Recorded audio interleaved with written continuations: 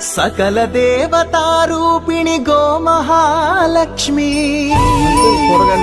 మంచిగా ఈ రోజు మరి మీ పేరు మీద ప్రతి చెట్టు కన్నా ధర్మం చేయాలి. సుఖ శాంతులు కలిగించే అమృత కరుణాక్షి.